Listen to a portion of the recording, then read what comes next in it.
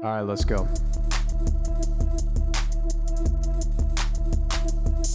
Ayo, we're three hot guys sharing our opinions because we're special and different. Gold medals, we're winning. Can't help it if we're burdened by our intellect. You can play checkers while we pretend we know the rules to chess. The council has spoken, and we are the chosen. Your nose is broken because I broke it.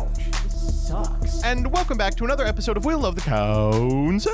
It's your boy Joseph. I've got Jordan to the booth. Guys, I just got done listening to my favorite true American patriot artist, Kid Rock. And we've got Danny in the files. No! Well, I was just going to say that That's incentives so evil. matter. Property rights are human rights. We got Becky on the ones and twos. Folks, you know, my favorite quote from Lenin. We all love Lenin. You know, sometimes there are weeks in which there's a lot of stuff that happens. That's the quote. And also, did you know Lenin actually never said that? He never did. It's just a thing people say now. I disagree. Yeah. I think he did say it. True. He said something similar. He said, like, we accomplished more in a week than some of these people have accomplished in a decade. And it just got, like, telephone gamed into, like, this really interesting proverb style quote. And it's like, no, man, he never said that. Anyway, we got, like, 4 things to talk about. The first off is, how dare you fucking insinuate that I have ever committed a crime? Dude, okay. You know what? Actually, we should just say, I need to say this. For the preamble lovers, this episode is for you. Just strap in. For the people who hate the preamble and want us to get right to the posts, I'm so sorry. You ain't gonna like this one, but we are gonna have a blast. Skip to about 45 minutes in. Yeah, skip feature. Yeah, exactly. Okay.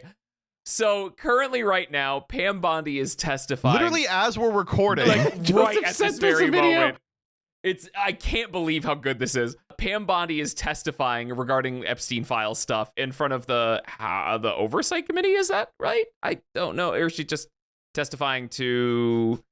I don't know. I'm not super. It's just for fun. Oh yeah, just a chill day. You know, figured they would do it. Either way, regardless, just a she's Wednesday. testifying right now, and there was somebody that said, "Can you confirm that children were at parties that Trump and Epstein were both at? Just were there children there?" And immediately Pam Bondi goes, "How dare you insinuate this crime? Donald Trump is the best president ever, and you're trying to distract from this." And They're I'm like, did the president rape any children? And she went, the Dow is over 50,000. And then, like, someone in the audience was like, what the hell does the Dow have to do with anything? She goes, what the hell does the Dow have to do with anything? Is that what I just heard? Try asking the millions of Americans with the 401k what the hell the Dow has to do with anything. And it's like, yeah, for sure. Ma'am, hold on. I'm going to epically own her. Ma'am, this is a Wendy's. Danny, shut up, dude. You're so annoying. Bro, this is so... I think what Pam Bondi is doing right now, like, everybody It's so funny. hates her. It's hilarious. And there's no It's way like Donald they're Trump like- doesn't, like, put out a hit. We have on paper a paragraph that says President Donald Trump was in the room while Jeffrey Epstein and an elite cabal of pedophiles were conducting a Moloch-style ceremony in which children were assaulted and then sacrificed to Satan. And she's like, President Trump is the best president just, like, we have ever so had. And they're like, cool. we just needed you to say if that happened or not. You don't need to. She goes, this is ridiculous. Yeah. I can't believe I'm even here. It's like, do you understand how a hearing works? It's so Like, amazing. you can't just, like, stump speech your way out of, like, cross-examination.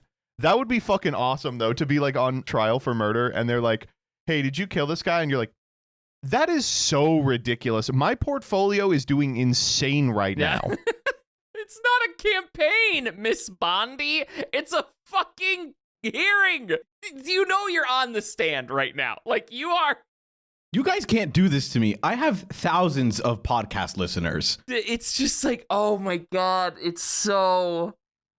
I couldn't believe it. I just couldn't believe what I was hearing. It's like, oh yeah. I think this is absolutely an indictment in and of itself. If that's her response, it's like, oh yeah, he did it. Like, Well, absolutely. yeah, it's awesome. My favorite part is where she goes, that's what we should be talking about. that you're hearing about the pedophile cabal? We should be talking about the Dow? Wait, I'm gonna do like the Blue Sky version of this. When I get called in for like murder, I'm gonna be on trial and I'm gonna be like, there's a freaking Cheeto in the White House. Why are we having this trial when we should be having his trial? Thank you. Yeah, the Blue Sky version I can do for any like mild inconvenience. Someone's like, hey, did you forget to take out the trash? And I'm like, I mean, why would we be talking about this when Pam Bondi is currently at the interview and they're dunking on her? Dude, I'm just looking at tweets now. I just clicked on Pam Bondi trending, and it's literally historic. Representative Jayapal asks Epstein survivors to raise their hand if they still haven't been invited to meet with Pam Bondi or the DOJ. Every single one raises their hand. Oh my God, bro. I can't. Oh, this image is crazy. I just found it, Jordan. It's frying me. Dude, this image is awesome. It's unbelievable, dog. I'm like literally, it's so, dude. You just said it. Yeah. This is, odd. It's obviously I'm not laughing because this is comedic. I hope you listeners understand that. It's just Pam Bondi. Yes. Because she's an insane dummy. Like, how funny would it be if like all these people sat down in the room? These senators were like, it's so fucking cramped. Why is there all these randos in the room? I thought we had better security. And then they stand up because they're like Epstein survivors. They're like, oh shit, I'm sorry. Why didn't someone warn me? Why didn't you warn me? Why didn't you warn me? Yeah. They probably heard me, god damn it. Fuck. How are people not? How is that hearing room not a riot right now? How is there not like... I mean, it kind of is. Like, it's going on right now, and every single clip that I've seen is like 4 people shouting at each other. So, we're getting there. That's fair, yeah. It's gotta happen, right? Like, there's no way. I firmly believe. I was kind of dooming about it in prior episodes we recorded, but I firmly do believe that this is gonna just, like, break people's... Like, this is gonna take the veil off people's eyes. I know we love to be doomers, but this is time for sure. This is so unbelievably awful. It's just too much, man. It's bad, yeah. It's bad. All right. So this is part 1 of 70 for the... Yep. All right. So that's the first thing. Let's just roll on to the next one. What are you boys bringing? So we couldn't do too long on that one just because it's happening as we speak. Currently developing. Breaking news. But we do want to talk about the really important thing that happened, which I don't know if you guys saw the real halftime show. But at the Super Bowl this past weekend, Turning Point USA hosted an all-American halftime show, which I will tell you, living in a blue state, we are all kind of tired of the woke nonsense. And as a result, at the Applebee's where I was watching the Super Bowl, everyone in the Applebee's demanded that we watch the alternative Super Bowl on channel 4080. Where Kid Rock, Damn, you missed the chance to say channel 1488. Yeah, channel 1488 would have been a good name. Yeah. God, that's got to be... Like, if Hitler came back today, he would be eating at an Applebee's, right? Like, we can all say that. Yeah, for sure, yeah. I mean, they're called treatlers for a reason. Yeah, I know. You'd be like, was ist deine Cisco? Dude, he was lip syncing. It's awesome. Dude. No, okay. I do have a little bit of Kid Rock information, or Kid Rock formation, as we say in the Kid Rock community. True, we call ourselves rockers. Yep, or among each other, we call ourselves pedophiles. I say this every time someone mentions Kid Rock, but it's so crazy that he has a song in Osmosis Jones where he's like, I like to fuck underage women. They called him in for Osmosis Jones. They were like, all right, PG-13 movie, do whatever you want. Kid Rock, height of your popularity, you do what you got to do. And he's like, oh yeah, I'm going to do what I want to do. And that's fuck children. God, man, it's so good. They've been telling on themselves the whole time. It's just the pedophile cabal. Sorry, I got to read the genius annotation for Kid Rock's here. In this lyric, Kid Rock sings about his love for underage girls and statutory rape. That's not a joke. The line is, young ladies, I like them underage, see? Some say it's statutory, but I say it's mandatory. Osmosis Jones! Dude, you're watching Osmosis Jones with your children, and you're like, yeah, Kid Rock. What the fuck did he just sing? What did he just say? And it's like they go to a sleazy club and there's someone, it's like, listen, I get it's a sleazy club, but certainly like you draw the line at, child rape. Like, what the fuck? Yeah, I like. By the way, there's like 1,000 clips of Kid Rock on various news shows and programs being like, I fuck children. It's crazy. He's like legitimately said dozens of times how much he likes having sex with children. It's crazy work. So why are we talking about Kid Rock? I almost don't want to guys? believe you. Like, I almost don't want to believe that that's true. You know what I mean? Yeah. He'll go online. He'll be like, I always say, if there's grass on the field, play ball. These 14-year-old Olsen twins look good enough to me. And I'm like, okay. Wow. I forgot about the grass on the field play ball line. That's sick work. Yeah. He loved that line. He said it all the time. Yeah. Anyway, so here's my Kid Rock lore that I know is he did not lip sync. So if you've seen the video, you know that like he speaks and then pulls the mic away from his mouth and then the music keeps going. Right. Which some in the, I guess I would say, dumbass community would think is lip syncing, right? But the truth of the matter is Kid Rock is really old. So he hired a guy that sounds kind of like him to do backing vocals so he can cut out to like take a breath. Like he's just like too animated on stage and will not draw down the hype of the performance. And so he has to have a second guy. Dude, I know. I really can't tell if you're kidding. You have to be. But no, that's real. That is real. So the idea of like, I'm tired. Back up. Take it over is like maybe the funniest thing I've ever heard for live music. It is fucking awesome. Yeah. No, so here's what happened. The Super Bowl in and of itself was just totally, I guess, politicized. Very odd. Things aren't allowed to be fun anymore. Yes. Like now every single cultural touchstone, including the fucking Super Bowl, is like an opportunity to own the libs, right? Yeah. And the thing that people were mad about this time is the halftime act, Bad Bunny, is, I've never heard of this country. Am I saying this right? Puerto You're pissing Rico? me off, man. You're really making me mad. He's a Puerto Rican guy. He speaks Spanish, and they were like, "Why doesn't he speak American?" That fucking terrorist. Weirdly enough, I heard from many friends like, "This is positive." I liked it. I wish they had English subtitles because I really didn't understand what he was saying, but it was cool. Like, yeah, I don't know. Which like is fine. I get it. Like you don't speak Spanish, so like you're gonna be like, "Oh, I want to know." What he's saying. Legitimately, people who were like, "Oh, I wish they had English subtitles."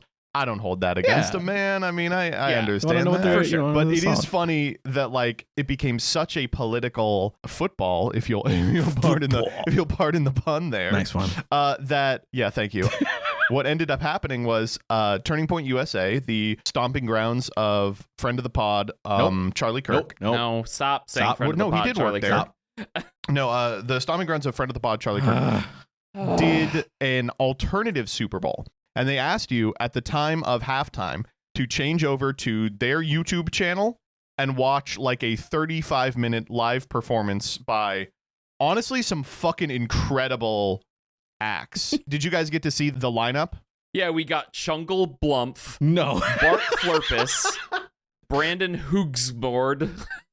Okay, can you please shut the fuck up? All right, it started with Spencer Wasdorp, who played the Star-Spangled Banner. That's his real name. He played the Star-Spangled Banner Jimi Hendrix style, like at Woodstock, but it was, at Turning Point USA.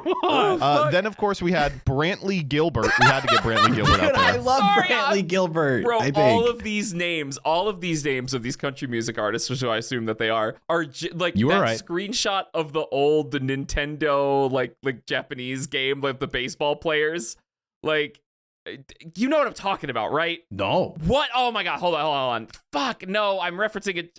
People in the I'll audience give you a are different reference. It's like that clip from Family Guy where it's like John George, John Jim John. Hold on. Danny, I know you've seen this image. I haven't. This is my first time. Oh my God! This is awesome. Yeah.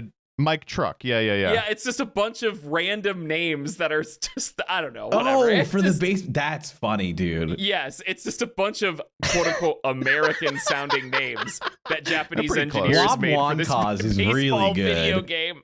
Ferget Hote. I love Ferget Hote. We had a Lee Bryce, Kid Rock, and then I don't know if you saw this, Antonio and Allison Marin's cello duet. It was a violin and cello duet. It was fucking awesome. I guarantee that one was all Ben, right? Ben had to put that one together. I know Ben doesn't work for Turning Point, but he was like shooting for the strings. How about a violin It was like an duet? interlude. So this is the two people who played, and I'll just say they were pretty skilled musicians, but this guy on the right dressed like that, and he was like really feeling himself during the performance. He looks like a fucking like evil vampire. Yeah. This is a very good picture of him. It was awesome. And then it ended with another Kid Rock. There were so many highlights of this. It was like a 40-minute halftime show, which like is most of the third quarter, right? Am I crazy? I was gonna say. It included a debut song from Lee Brice called Country Nowadays. I'm going to read you the lyrics right now. Are you guys ready? Let's hear it. I just want to catch my fish, drive my truck, drink my beer, and not wake up to all this stuff I don't want us here. I just want to cut my grass, feed my dogs, wear my boots, not turn the TV on and watch the evening news to be told if I tell my own daughter little boys ain't little girls, I'd be up the creek in hot water in this cancel your ass world. First off, Bo Burnham vindicated. Yeah. It is unfortunately like a total vindication of Bo Burnham thought. Yeah. I don't want to give the guy too much credit, but like he wrote this song a decade He ago, did right? it. Like Yeah. what am I supposed to say? It's eternal. Secondly, can you not do Oh, those man. things? Yeah, well, I like the concept that like, listen, I want to wear my boots, I want to drive my truck, I want to drink my beer and then drive my truck right after. But, you know, you do one stupid thing like tell your child to hate trans people and suddenly you're canceled, you know? Sorry, I wanted to feed my dog and cut my grass. Yeah, my bad, dude. You know, my bad. It's woke 2.0. Take off your boots, put on Crocs, go to the cafe and order from a non-binary barista. Yeah, if my barista has pronouns other than they, them, I do not want that shit. Yeah, I'm actually I need boycotting. a they, them barista to give me my fucking matcha latte. You know what I mean? Like, that is, we join. All right, any country music fans out there that watched the Turning Point Shitfest Super Bowl halftime show, go to your local coffee shop that you always say you hated and is too woke, and go get coffee from the non-binary barista. I promise you, you will no longer be transphobic. It is life-changing. It is unfortunate. The coffee shop by us has this like very standoffish non-binary person and this very friendly non-binary person. And unfortunately, the non-binary person who runs that place like the Navy does a much better job. Oh, yeah. So like, what am I supposed to do? The other one's talking to me. I'm like, ha, yeah. As long as you ain't making my coffee, that's fine. Can you get the mean one to make the coffee? Yeah, I need the evil woke non-binary barista. Nah, I totally get that, Joseph. At my local cafe, I also know, like, when the manager's in and she looks like she runs the place like the Navy, my order is always correct. If she's not there, something always goes wrong. Yeah, Yeah. Oh my God, man. I don't know. This is so, isn't it crazy that can we just like take a step back and just the very concept of like this Super Bowl halftime show has a brown person. We gotta do a new one. Like, just like, how do you not, as a conservative or whatever, pull yourself out of and just have a slightest modicum of self-awareness and just be like, you know, am I being kind of racist right now? Like, just like Nope. a little. I mean, I think the answer to that is that they do know it and they're just happy about it, right? They just like that they're being racist.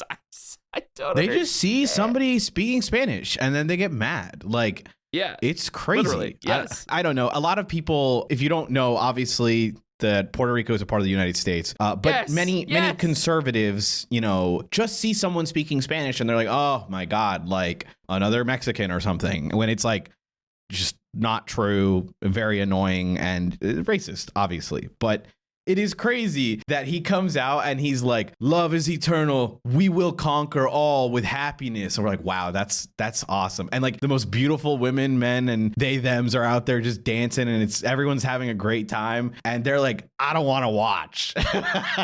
Yeah, I'd rather listen to the guy who sings about wanting to be an alcoholic and hates watching the news. Like, that's... I just like, What a sad existence. I don't believe people watched it. I just like don't. Well, funny thing, actually, there is another conspiracy. Well, I don't even know how much of a conspiracy it is anymore. That the Turning Point USA halftime show, a vast percentage of its viewerships was actually botted. That's awesome. Beast. I disagree. I should do that. All right, we do have to also, while we're on the topic of the Super Bowl, we got to talk about the ads. Wow. It's over. It's over, man. It's over. It's over. It's over. Like, yeah, it's over. I don't know what to say. Do you remember like 4 years ago when all the ads were for like NFTs? Oh, yes. Like in New York. And you can just NFT ads everywhere. Yes, dude. It was, oh my God. Awful. I couldn't believe what I was seeing. That was just crazy. Thankfully, obviously NFTs didn't stick. So like, thank God. But wow. Fuck. Sometimes marketing makes you think, things are like popular and people like it.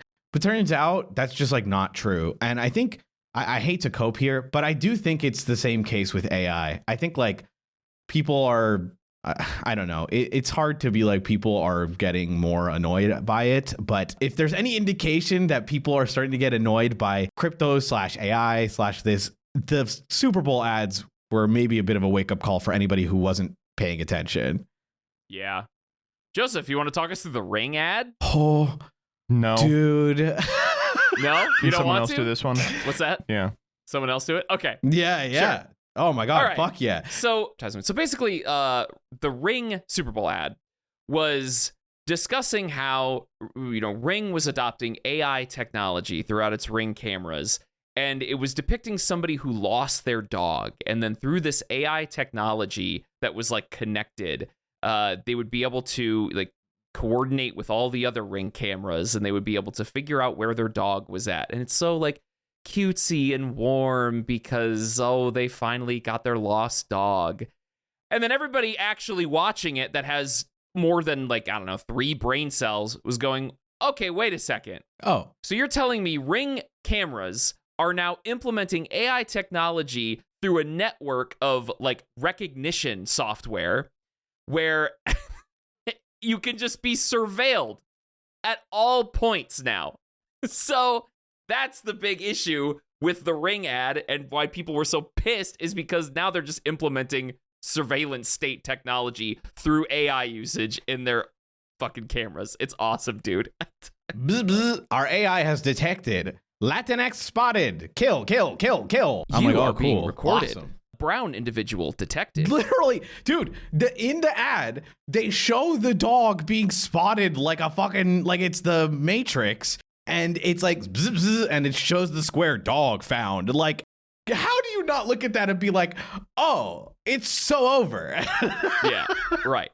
I know. And this is the difference between this kind of stuff, like the AI shit and NFTs, is NFTs were like a luxury, quote unquote. They were a commodity that were purchased. In theory, they were. They were like stocks that you would trade. It wasn't like it was a product, but it wasn't like a company that already exists implementing this tech. Yes. You know what I mean? Yep. That's the problem with AI and why it has stuck around so much longer than NFTs have, is because companies have bet on it and they are pushing it and forcing it into society and trying to make it something that we all just level with as a part of life, So they're going to push it down our throats, and it's going to stick around longer than NFTs did until this generative AI bubble bursts, which we have talked about at length in other episodes. We need to cut it off before we do AI again. So, GLP-1s. There's a vibe shift on GLP-1s. 5 years ago, people were like, 2 years ago, people were like, Ozempic, that's for cheaters. And now everyone's like, yeah, I'm on Ozempic. Yep. Yeah. Like, it's just going to start happening. Listen, steel yourself now. If you're on Ozempic, it's okay. No big deal. We accidentally created the miracle drug that solves everything. Okay. True. Whoops. Okay, Yeah. but okay. Before we start the posts, literally last thing. Did you guys see Mike Tyson be like, I'm going to kill myself, except that then I had GLP-1, so I'm not. Was this That a one's Super Bowl awesome. ad? Yes. It was an ad for like some Ozempic or something. And Mike Tyson was like, when I was a kid, I was going to kill myself because I was so fucking fat. But then I got Ozempic. I guess they had like proto Ozempic back then. He's like, and then I got really ripped and now I'm Mike Tyson. It's like, oh, well, I want to be Mike Tyson. Yeah. Shit. I didn't know that was an It's option. crazy. So like his story is played very sad. Like, sure, it's understandable. Like if you had a rough, childhood because of weight, etc. Then he's like, I took the medicine and all of us are fat. Like all America, we're all big. We got to get healthier. And then it cuts to a thing that says, eat real food.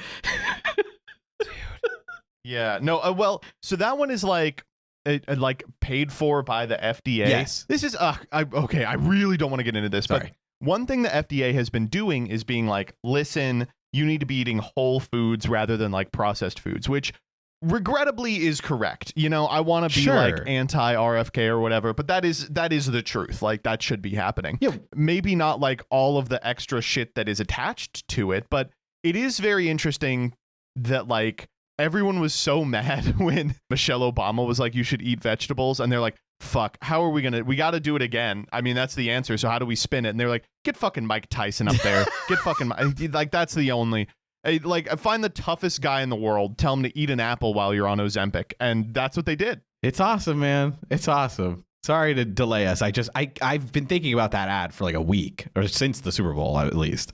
I was going to fucking kill myself. I got a GLP-1 and I ate an apple. Just says it. I'm like, wow. Okay. Okay. All right. All right. Everybody ready for the post? Yeah, let's do it. All right. We got 3 bangers for you today. His first one comes from r/am I the asshole 2 days old. Am I the asshole for not moving back with my dad just because he got divorced? Oh man, I know this one's just gonna be sad, bro. Awesome, This one's just gonna be. What if it's funny? What if we read it? It's like hee. Maybe he got divorced because like I don't know. He did a bit so good that his wife was so mogged she had to leave. Yeah. Maybe it's that, Am I the asshole for not moving back in with my moid just because he got divorced with his void? Am I the asshole for helping Mog clavicular? Shut. Oh my god. Okay, here we go. Yeah, man. Sorry. My mom died when I, 16F, was a baby. Sorry, I guess that means the mom died when they were a baby and they're now 16F. Oh, sure. Yeah, okay, yes. Okay. My mom died when I, 16F, was a baby, 0F. My aunt, Shut up! That's mean. This person's mom died. I shouldn't be doing that. Dude, oh my Jesus God, Christ. My aunt, my mom's sister, stepped in and became like a second mom to me. When I was 8, she moved for work, so I went from seeing her every day to her flying me out 1 to 2 times a month, plus a week of winter break, spring break, and 50-50 over the summer.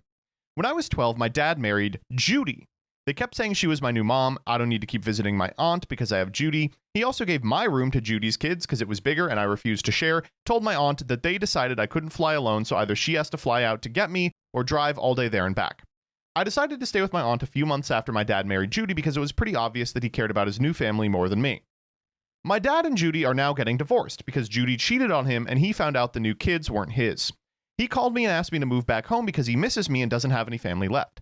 I said no, I like it here. My aunt is a better parent than my dad was, and she's been dating this guy that comes over on weekends and makes us the best burgers and steaks, and he fixes up cars as a hobby side job, so he's working on one for me.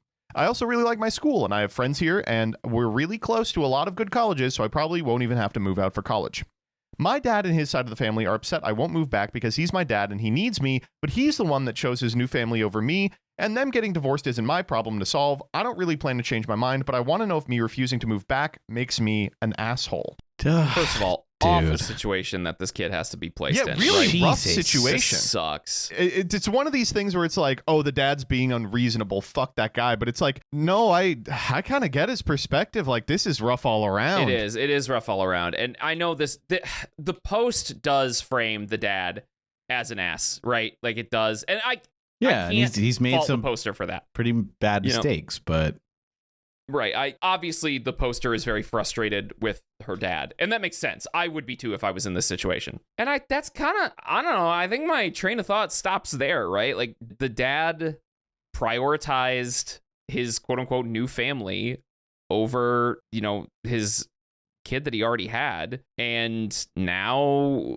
she hasn't been in his life hardly at all, right? I think it's been forever since, well, it's been years, I guess I should say at this point, where the poster has been living with her aunt. So she's like established a life there. She's going through adolescence. 16 is a hard age, right? It's like you're finding out a lot about yourself. You're figuring out what you're like. You're very closely moving up on adulthood. I don't know. I don't blame you for not wanting to move at this time.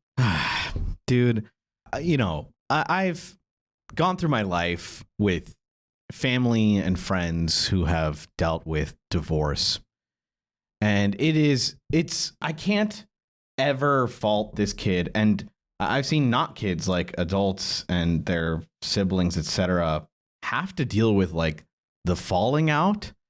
And it is wild how much like parents start to, really drag their family into these like issues.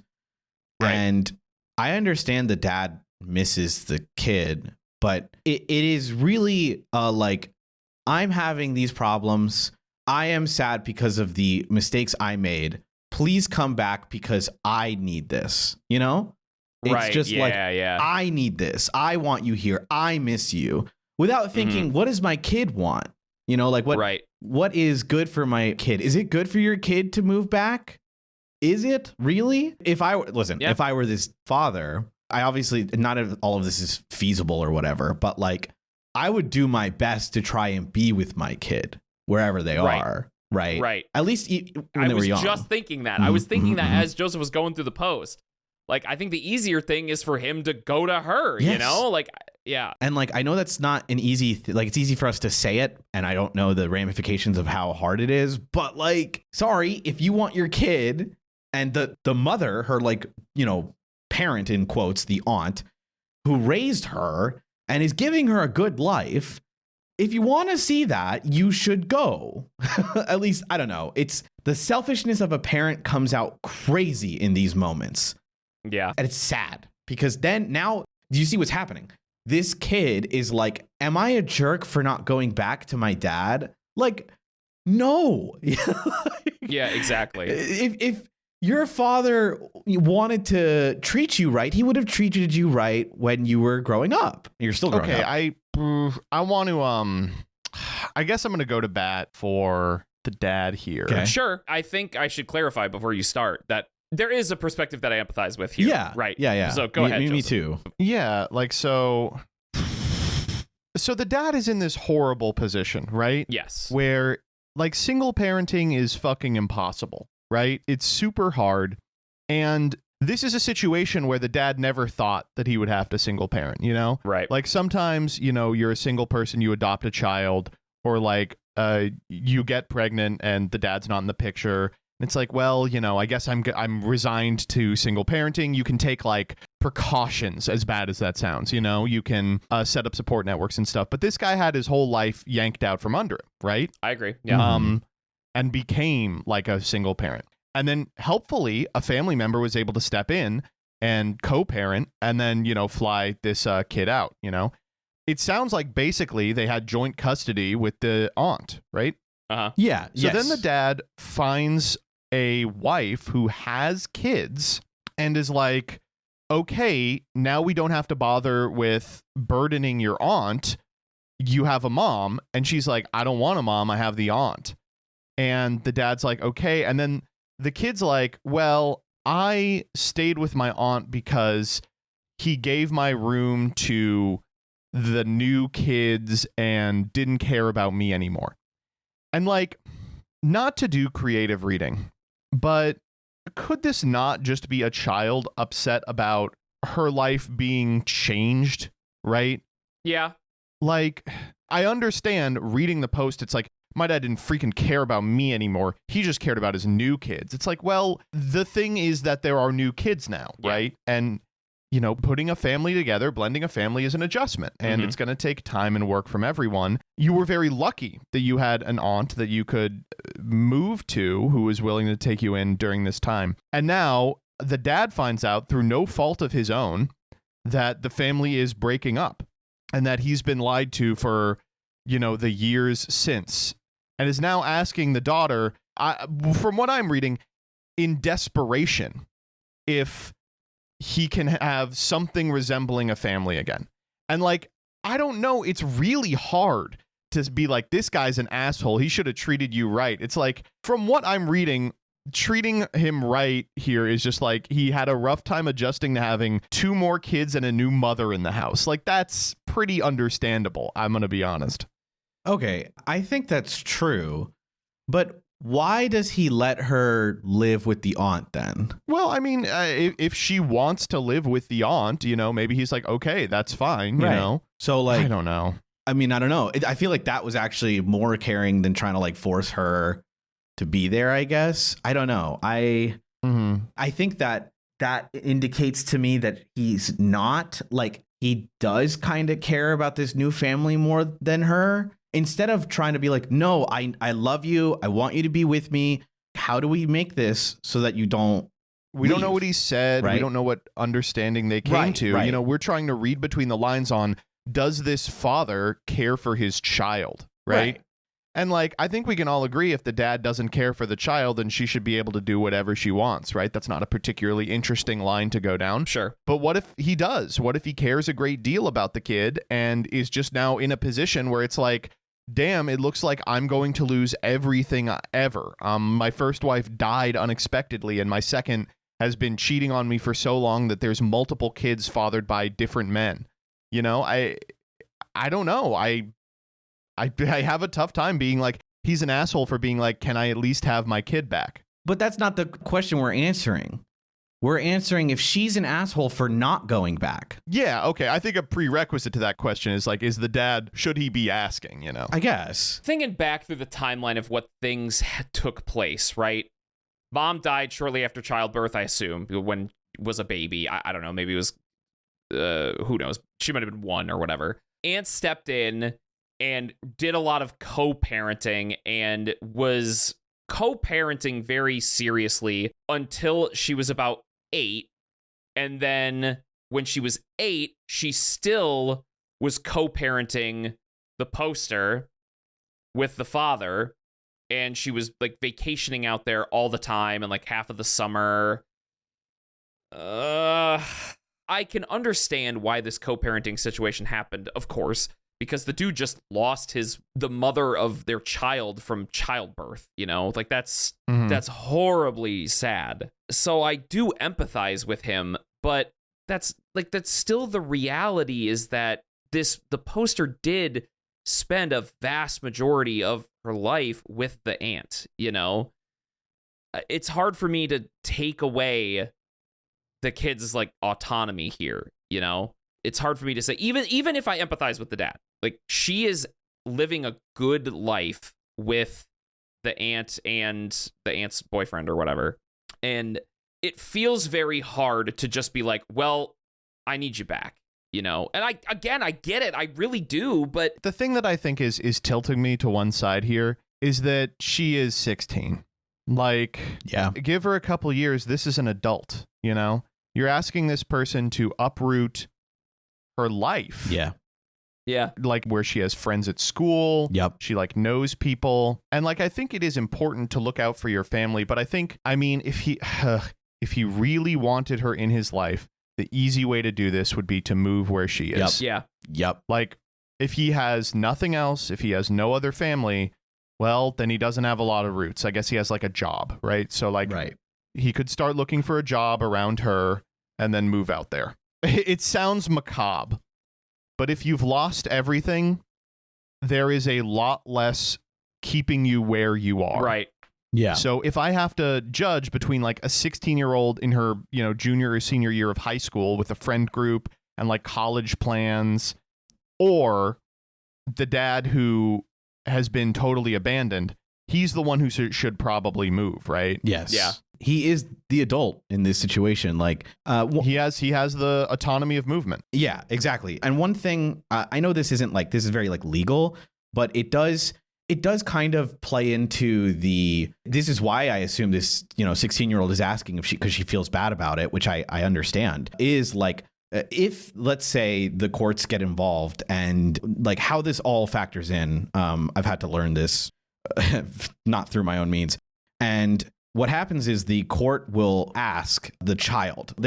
Now, the kid can't do everything, but they do take into account what the kid wants. Family law, the golden principle of family law is like in the best interest of the kid, Yes. right? And If this kid's 16, they're going to know what they need better than anyone. Right. Yeah. And they also want to make sure that the norm is kept, the status quo. As little as possible, they want to break the status quo. And, obviously, like you said, Joseph, or you alluding to, like, her status quo is with the aunt. She has a life. Like, that life is there. And that's a huge ask from a kid to uproot it for the dad. And I understand being conflicted, but that's really hard. Yeah. Very, very sad and difficult. I do want to say, I think the epic Reddit response is just to immediately be like, No.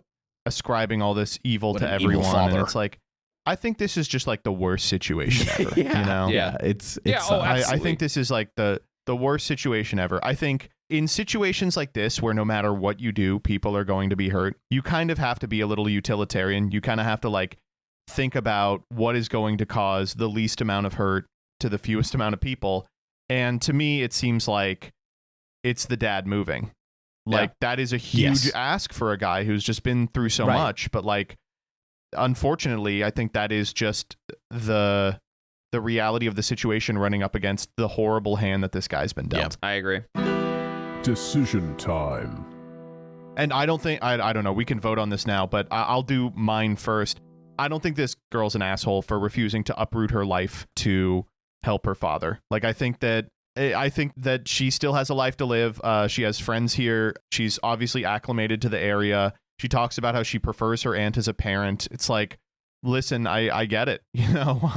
I think the dad moving means that he does have an option to still be in her life. And if he takes it or doesn't, that tells a lot about what his mental state is regarding this. Yeah, I'll jump in next. I very much so agree. And really, Joseph, your point of, if you've lost everything, it is actually morbidly easier for you to be the one to move. And I mean, what else do you got to lose, right? Maybe a change of scenery would be good for you, if you've been through this, obviously these horrible events of your wife dying and then your new wife cheating on you. Maybe a change of scenery is just what you need. So anyway, to answer the actual question, no, the poster, you are not an asshole for not moving back with your father. Danny? Yeah, I'd have to agree. I feel very close to this kind of issue, and I completely understand where this poster is coming from. And dealing with like divorce like this, I feel like ages kids instantly. You have to like, it forces you to like. You have to act like an adult, yes, right? Yes, and it sucks so bad. So no, I don't think you're an asshole for trying to keep your life together. The council has spoken. Rough one. Jesus. Rough one for sure. Grody. Where's the argument about dino nuggets? But before we do that, we have a second one that's also about divorce. All right, Dude. ready? This comes from AITAH. It's 3 days old. Am I the asshole here for telling my sister-in-law a family secret? And now everyone is breaking up or divorcing. What do we think the secret is? Somebody's kid is not They're in the really their files, yeah. kid. They're in the files. Yep, never mind. I take it back. I, 30F, recently told my sister-in-law a family secret everybody hid from her, and now everyone is calling me the asshole and telling me it wasn't my place. Some backstory. I'm no contact with my mother and her husband, but I do have a relationship with about half of my siblings. Oh, good. This is off to an interesting start. Mm-hmm. There's 12 of us, and I'm the only girl. Anyway, several months ago, I got an invite to my older brother's, 33M, let's call him Adam's, wedding. The invite came with myself, my husband, and our children listed. I immediately called him and asked if our mother's husband will be there, and he said, of course. I reminded Adam that I will never have my children in the same room as that man, and frankly, I never want to be either, but I'll make an exception for myself only and celebrate his happy day, but my children and husband will not attend. Ooh, Jesus. Okay. Interesting. Okay. He said his wife, we'll call her Abby, would be so disappointed because we've never met and she has no family of her own, no siblings, both parents deceased. She was hoping to have the entirety of her new family together. I told Adam I'm sorry to disappoint his wife to be, but I'll be attending alone and I'm not bending on this. The day of the wedding, I did as I said. I came alone and my husband took the kids to go visit his parents for the weekend. Ceremony was beautiful. It was amazing to see my brother so happy. During the reception, Abby pulled me aside when she found the time and asked me a million questions, excited to meet Adam's mysterious little sister, her exact words. Then she asked the question that made my heart sink. How come I'm never around? I realized then that no one ever told her about my mother's husband. At first, I told her it was a conversation she really needed to have with Adam. She said she's tried asking him and everyone else, and the responses she always got was that I'm dramatic and a drama queen and throwing a years-long tantrum because I'm a brat. But after speaking with me, she didn't get that impression of me at all. I insisted again. She asked to speak with Adam. Her next response made my heart sink even further. She said she'd rather hear it from me because Adam will refuse to tell her, and because she's now 12 weeks pregnant, she wants her child to know their entire family. Her baby won't have aunts, uncles, and cousins from her side, so she really wanted to be able to have a relationship with everybody and thought maybe she could do whatever to fix it. I took a deep breath and told her the man my mother is married to hurt me and made my entire middle school experience a nightmare, and no one protected me until I met my husband. He and his family made me realize I didn't have to put up with the crap I got from my family, so the moment I graduated high school, I left and never looked back. After I said this to her, I turned and left the reception and drove home. Well, during their honeymoon, Abby did some investigating and found out my stepdad's arrest record, charges, and saw that he was listed on the sex offender registry. No. She then took it upon herself to message the other wives and girlfriends of my other brothers to see if any of them knew. None of them did. Now 4 of my brothers are looking at divorces, including Adam, and 2 have already been dumped. My phone has been blowing up nonstop because, of course, this is my fault. My husband insists I did nothing wrong, so they should have been honest with their significant others. Am I the asshole for telling my sister-in-law our family secret, or should I have kept my mouth shut? Okay, can we even do this one? Like, I'm not even... Maybe... I mean, I think we could do this one. You think so? Okay. Yeah. So, let me just clarify this, because I'm certain this is what the poster means. But when the poster says that this person hurt her and made middle school a nightmare or whatever, does that mean what I think it means? Is that like she was abused by this person sexually? Like, is that what's going on? Most likely. I mean, probably, right? Like, we can't say for sure, but just being on there was already like, oh. By the way, the reason that she's being kind of coy about it is apparently if she was like, when I wrote what he did in the original post, it was flagged by Reddit and deleted, which, first off, awesome software. Good Nice, job, Reddit. Really fantastic. Good job, Reddit. We did it, Reddit. We did it. Wow. Silence this So, like, story. What the did this woman who married her brother just randomly stumble upon the fact that every single guy in the family knows that their stepfather is a child molester and none of the wives do? So remind me, all of the wives split? Yeah, so what happened is the poster told the new wife what had happened. And then the new wife went and looked it up, found him on the sex offender registry, then messaged all of the family members and was like, hey, did you know this? None of the boys, of whom there are 11, their wives knew about it. And now 4 of them are like, we're getting divorced because you hid this from me. Wow. Okay, yeah. That's... Whew.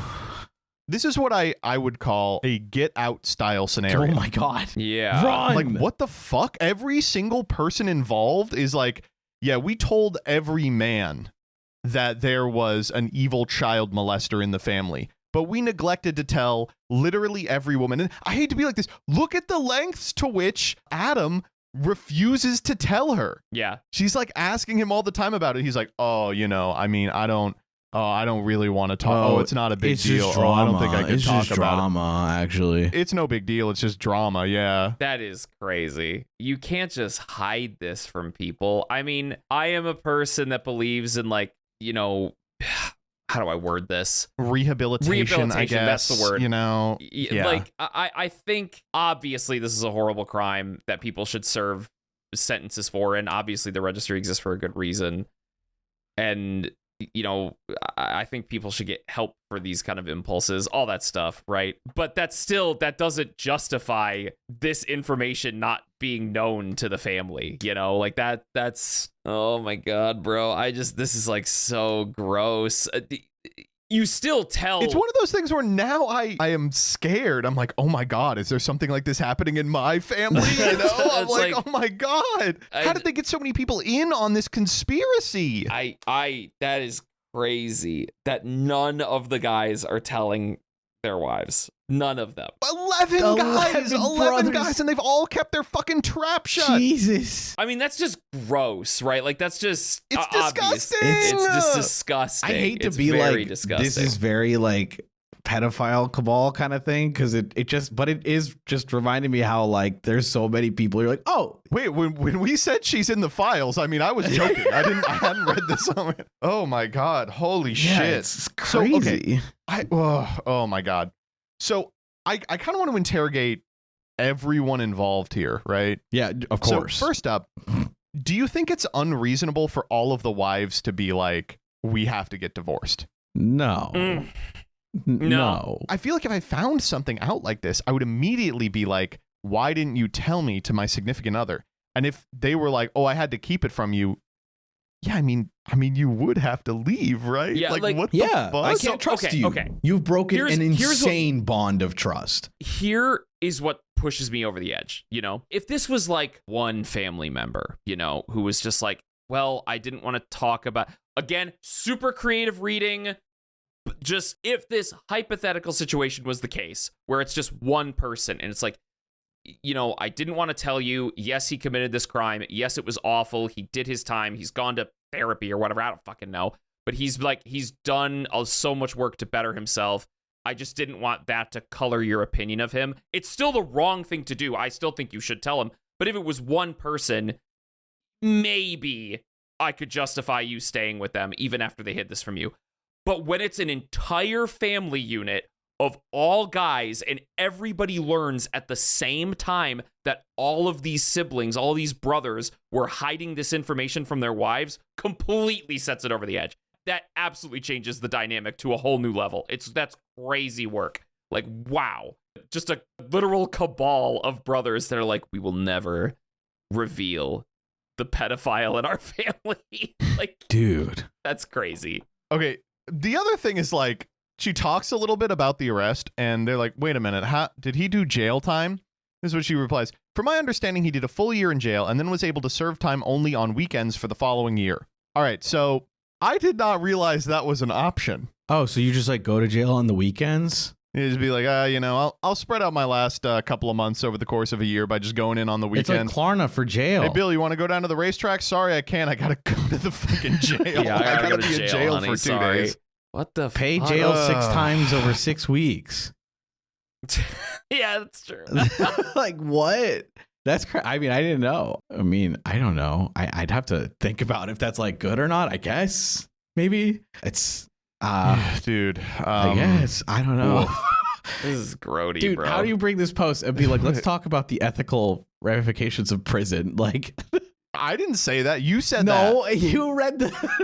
I did read it. Yeah, you're right. All right. I mean, I guess I would say, these are huge consequences. Do you want to vote on this? Yeah. I guess. Sure. Decision time. Do you think this woman is the asshole for causing everyone in the family to get a divorce, revealing this family secret, and tanking, I guess I would say, every single person involved's reputation? 3, 2, 1. No. God, Dude, no. what is with this mom? Holy Dude, shit! this mom Don't is marry crazy. don't marry this evil man.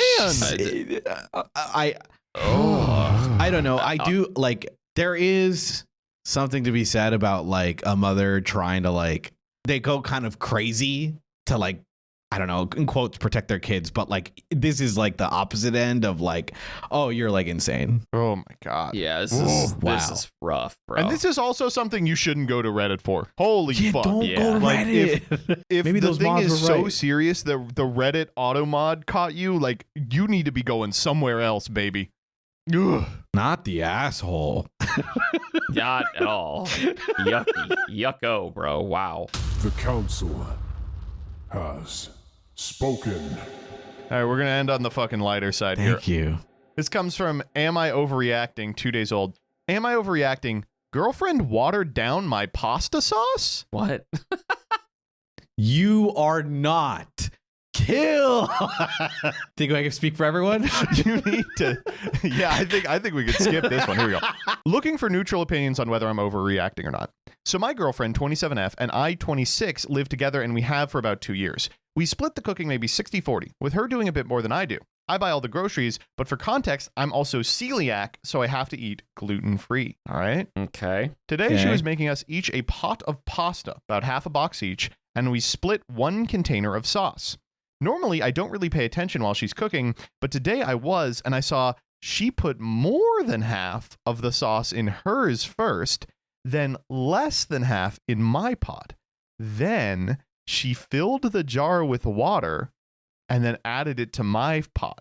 I assumed to make the sauce go farther, but it just ended up with really watery sauce that wasn't good. Afterwards, I told her something along the lines of, I think we're going to have to start getting 2 jars of sauce when we do different pastas. Mine ended up with not enough sauce, and she said, okay. I don't really want to start a fight about it, but it's something I haven't been able to stop thinking about. And so I'm coming to the internet to ask if I'm overreacting. I feel like she purposefully made mine worse than hers. Like if I was cooking, I would have split the jar as evenly as possible. And if I noticed the sauce wasn't going far enough, I would have maybe put a little bit of water in both pots, never all in hers to make hers worse than mine. This is the opposite of like I've like cooked for people, and so what I usually do is if my batch like is a little worse or there's not enough, I usually give the person I'm giving the food more than myself because I want to. Oh, you know what I mean? 100%. Like You're a food cuck. Yeah, fuck You're a total you. food I'll cuck. kill you. I'll kill you in real life. If this type of thing happens to me, I will like pour liquid shit in the other person's food. I'm like, I'm getting the good food. Fuck you. You ain't a real chef. Fuck you, bitch.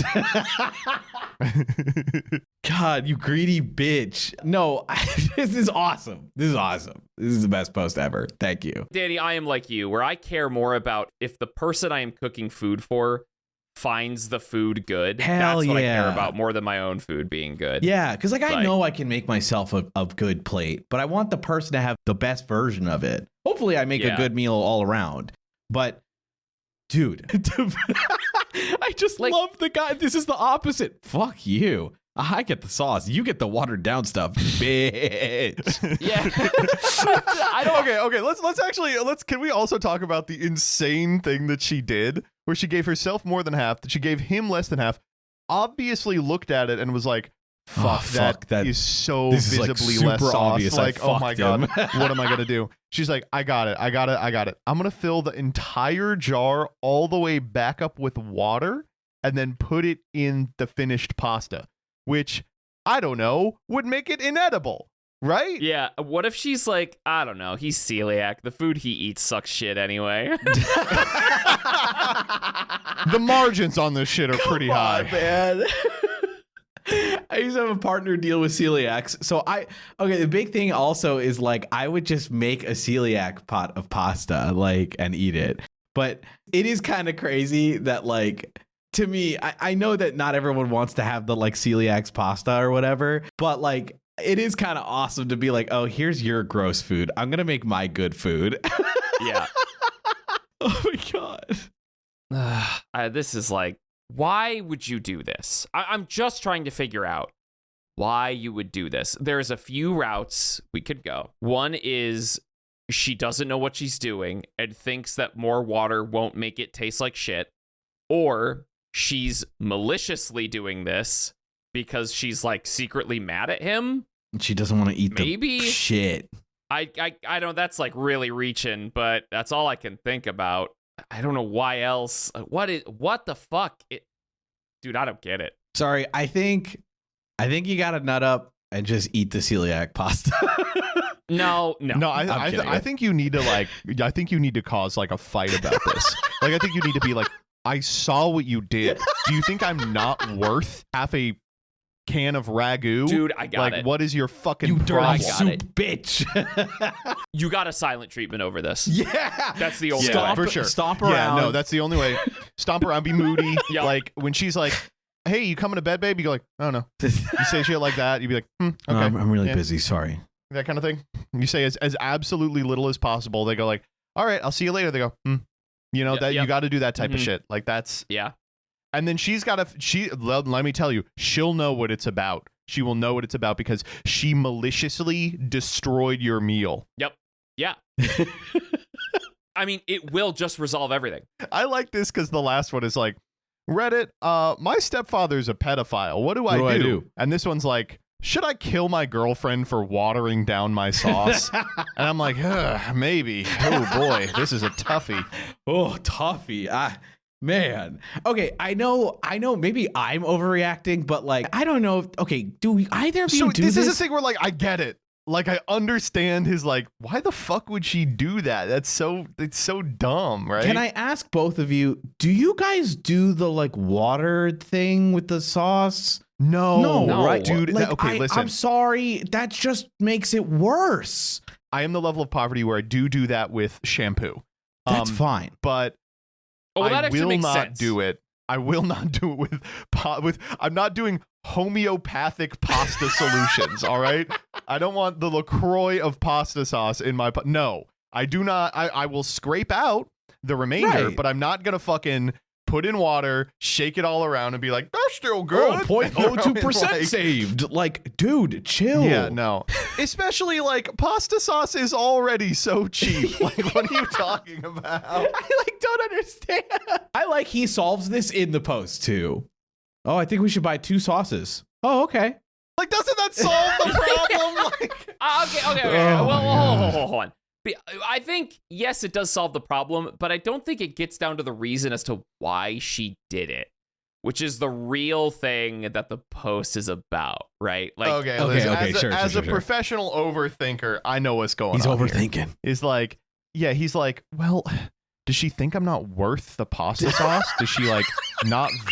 She's like, True. does she not value my contribution to the cooking, the 60-40? Does she think like that she can get away with this and I'll just take it? Like, does she have no respect for me whatsoever? Like, does she prioritize her own needs so much that they're going to come at the expense of mine? Like, what is this going to translate to? And that type of thinking, I have to say, is perfect for the "Am I Overreacting" It is. subreddit. Because for me, the answer is Yeah. actually, Yeah. like, Yeah. this is textbook. Because here, I'll give you her thoughts. I have telepathic powers. I can telepathically dark understand empath, what happened. There she is making the food, spills her sauce in. Fuck, I put too much in mine. Fuck. Oh shit, what do I do? yeah, that for sure. I'll give him a little more water. There we go. But what if I were to fill the cup with water and disguise it as watery pasta? So, This Ooh, delightfully devilish. this pasta tastes a little watered down. this woman fucking sucks at cooking pasta. True. What if she tried to cover it up for he's like, it feels kind of watery, and she's like, okay, we'll get 2 in the future. What if instead she was like, oh, sorry, I'm just such a clumsy cook. She was like, but I got him. I had more pasta and he didn't. I will randomly be watering his sauce for random days in the future. I don't know. This is... It's It's like gotta the just perfect be... "Am I overreacting?" So many of these "Am I overreacting?" posts are like, "My boyfriend tried to kill me. Am I overreacting?" And this one is like actually someone being like, "I'm spiraling because I didn't get enough sauce on my pasta." This is the perfect "Am I overreacting?" post. so I good. love this post. I guess, are we ready to vote on this one? Yeah, I man, think so. I'm ready. I'm ready. Decision time. All right. Do you think this guy's overreacting? 3, 2, 1. Yeah. Whoa, hold Whoa. up, Jordan. No, she's secretly plotting against him. Oh, There's Okay, no well, other reason that is- why they you're would do right, this. yeah. You are right. I'm running cover for her. She actually paid me off. Yep. Oh yeah, that's true. She's actually talking to all the chefs of every restaurant in your city to make sure whenever you go there that you get watery pasta from now on. Yeah. Isn't the Yeah. like obvious So do you thing think it's is like the she norm? also is like worried about his celiacs? So like That's probably true too, No. right? Like maybe his No. food needs more water in it. I Don't don't you know. ever worry about celiac? It's fake. It's a fake disease. that's like, true. Everyone that hear is that from What, you're Joseph? telling me you can't eat bread? Yeah, for sure. Yeah. It's like ADHD or the flu. I don't think the flu's real. I'm a flu denier. Dude, we gotta get you on Rumble ASAP. The Council has spoken. All right. Well, I'm good laughing episode. at flu Anyone got denier. anything to I'm finish sorry, with? flu denier is so All those people in 1917 just all got tired at the same time. You dreamed COVID. When they were like, COVID is no different than the flu. I'm like, yeah, in that they're both yeah, fake. they're fake. Yeah. There's only like, what if I'm just like the common cold is just like a cold with a range of symptoms, and I put like flu, COVID, RSV, dysentery. They're all the same disease, which is cold. Yes, Mhm. me Right. hurty. Yeah, tummy hurt. Tummy Tummy hurt is also hurt. cold. Dude, I would have gone crazy back in like the 14th century when they were like, you have an imbalance of humors. I would have like developed the equivalent of germ theory, being like, all illnesses are the same illness. Oh my God, and you'd they're be all a treatable the same philosopher. way. Trepanning. Yeah, exactly. Yeah, they talk about the Rothschildian like oath, and you'd take it at the beginning of a medical As school. like humans progress, they'd have to reference you in history and your damage to science. Like, yeah. Thanks to him, there were 3 trillion preventable deaths that we never Joseph, recovered you're from. gonna set us back 30 years. Yeah, I mean, at least 300 God willing. maybe. All right. Bye. Well, goodbye.